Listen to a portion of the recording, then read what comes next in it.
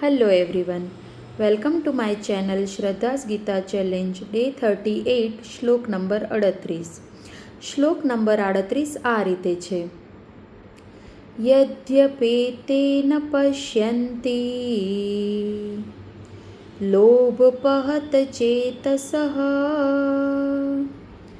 કુલક્ષય કૃતમ દોષમ મિત્રદ્રોહે ચ પાતકમ. આ શ્લોકનો અર્થ આવી રીતે છે. યદ્યપિ એતે, યદ્યપિ એટલે આ લોકો, એતે આ લોકોને, કોને? કૌરવોને. લોભ ઉપદ્યત ચેતસ, એનો લોભોપહત ચેતસ થયું છે. લોભ અથવા તો મોહના કારણે નાશ પામેલી બુદ્ધિ અથવા તો ચિત્ત, લોભના કારણે નાશ પામેલી ચિત્ત કે બુદ્ધિ.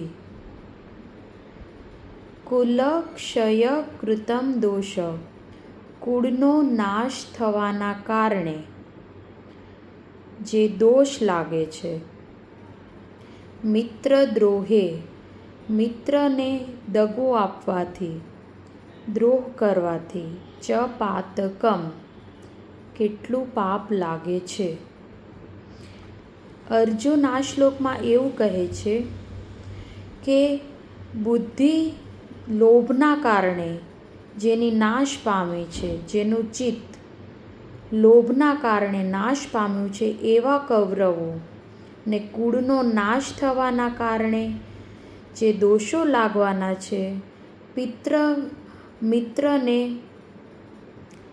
દગો આપવાના કારણે જે પાપ લાગવાનું છે એ જોઈ શકતા નથી. આવું અર્જુન કહી રહ્યા છે આ શ્લોકમાં.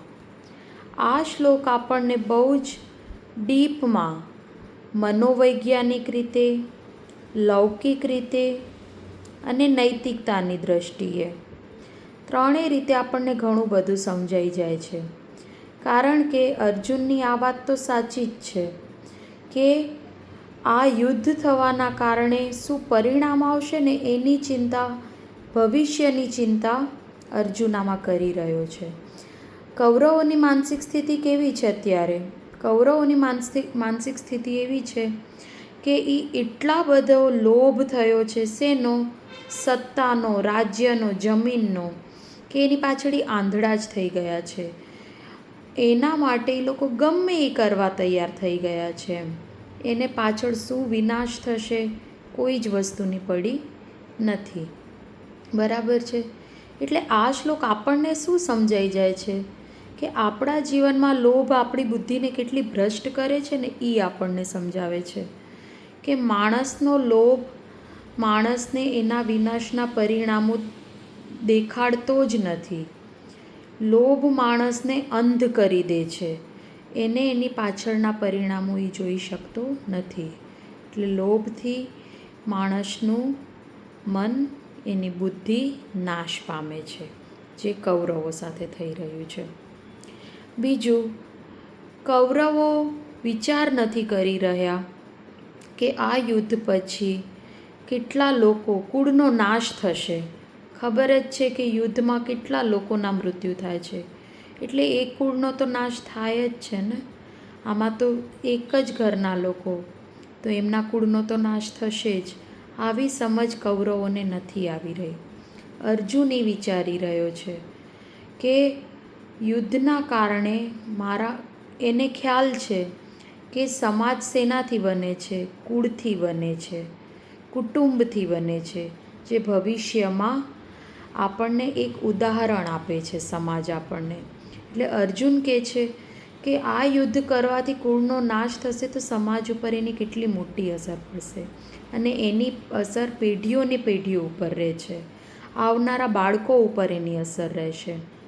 જે વસ્તુ કૌરવો વિચારી નથી રહ્યા. ત્રીજું, મિત્ર દોષ. બરાબર છે? અર્જુનને ખબર છે કે હું જેના સાથે લડું છું એ મારા ભાઈઓ છે, મારા મિત્રો છે, મારા ગુરુજનો છે, મારા પિતામહ છે.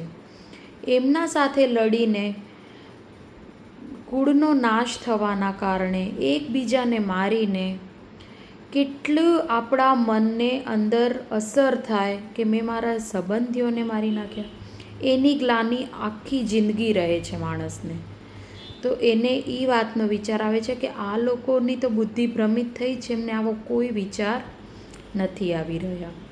બરાબર છે. એટલે અર્જુન અત્યારે કૌરવોને કંઈ જ સૂઝી નથી રહ્યું, કારણ કે લોભો પહત ચેતસઃ, લોભના કારણે એમની બુદ્ધિ, એમનું ચિત્ત નાશ પામ્યું છે. એટલે એને આ શબ્દ કૌરવો માટે વાપરેલો છે. અત્યારના જગતમાં આપણે જોઈએ ને તો આ સ્થિતિ આપણને જોવા મળે જ છે, કારણ કે અત્યારે કોર્પોરેટ વર્લ્ડ જુઓ, આજુબાજુનું વાતાવરણ જુઓ, કે પછી સામાજિક પરિસ્થિતિ જુઓ, તો અત્યારે પણ માણસ આપણને કેવો જોવા મળે છે. ક્ષણિક પોતાના સુખ માટે, પોતાના સ્વાર્થ માટે સમાજનું, પર્યાવરણનું કેટલું નુકસાન કરે છે. આપણે અત્યારે જોઈએ છીએ કે પોતાના થોડા નફા માટે કે પોતાના સ્વાર્થ માટે લોકો કેટલા મોટા મોટા કૌભાંડ કરતા જોવા મળે છે, પર્યાવરણને નુકસાન કરતા જોવા મળે છે. એટલા સુધી તો ઠીક હતું, પણ હવે તો માણસને પણ નુકસાન કરે છે એવી પરિસ્થિતિ આ જમાનામાં થઈ છે. એટલે આ લોભના કારણે માણસ અત્યારે ક્ષણિક પોતાના સુખ માટે લાંબુ નથી વિચારતો કે લાંબે ગાળે કેટલી સમાજ ઉપર ઊંડી અસર થાય છે આની, લોકોના મન ઉપર કેટલી નૈતિકતા રહી નથી એવું આપણને આ જોવા મળે છે અત્યારે સમાજમાં. બરાબર છે. બીજું, આ શ્લોકમાં અર્જુન કેટલી નૈતિકતા સમજાવી જાય છે. એ શું કહે છે કે સામેવાળોને તો ખબર પડી જ નથી રહી એમ, એની તો બુદ્ધિ લોભના કારણે ભ્રમિત થઈ જ છે, પણ મને તો ખબર પડે છે ને, હું તો નૈતિક છું ને.